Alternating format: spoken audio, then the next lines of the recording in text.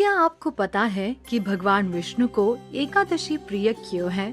एकादशी इतनी महत्वपूर्ण क्यों मानी जाती है? उत्पन्ना एकादशी का क्या महत्व है?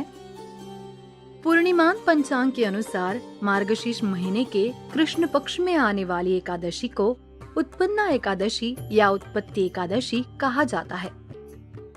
इस दिन माता एकादशी की उत्पत्ति यानी जन्म हुआ था। इस दिन किए गए व्रत का अन्य व्रतों से अधिक महत्व है, क्योंकि ऐसा वरदान माता एकादशी को प्राप्त हुआ था। वो कौन सा वरदान था और वो माता एकादशी को क्यों दिया गया, आइए जानते हैं। भविष्योत्तर पुराण में आए वर्णन के अनुसार अर्जुन ने भगवान कृष्ण से उत्पन्ना एकादशी के बारे में पूछा। तब श्री कृष्ण ने उन्हें एक कहानी सुनाई। सत्ययुग में मुर नामक एक शक्तिशाली दानव था। अपनी शक्तियों का प्रयोग करके उसने इंद्र, सूर्य, अग्नि और अन्य सभी देवताओं को पराजित कर दिया।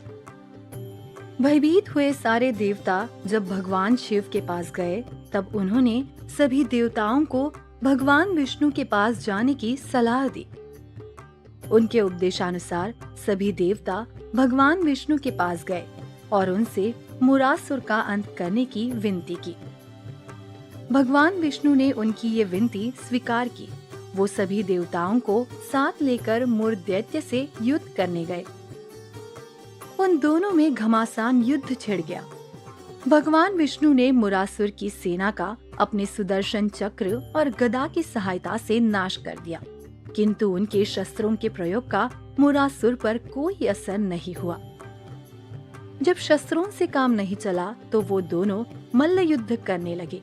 ऐसी मान्यता है कि मुरासुर और भगवान विष्णु का युद्ध 10,000 साल चला।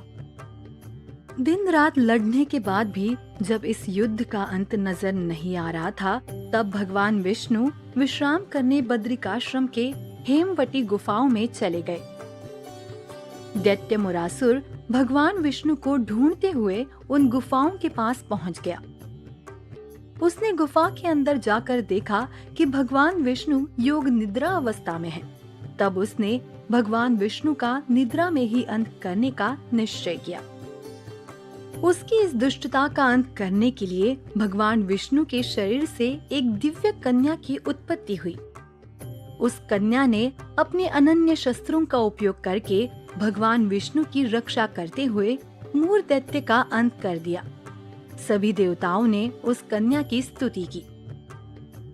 निद्रा से जागने पर भगवान विष्णु ने जब उस कन्या से पहचान पूछी, तब उस कन्या ने उनके अंदर की योग माया ऊर्जा से हुए अपने जन्म के बारे में विस्तार पूर्वक बताया।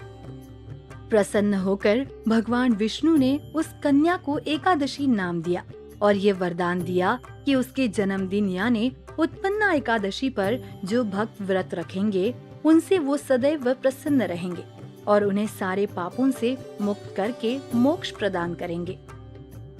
इसी कारण उत्पन्ना एकादशी के दिन भगवान विष्णु के साथ ही माता एकादशी को भी पूजा जाता है।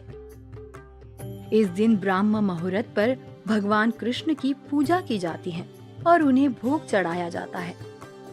उत्पन्ना एकादशी को उपवास रखा जाता है और ये व्रत द्वादशी की सुबह को पूर्ण होता है।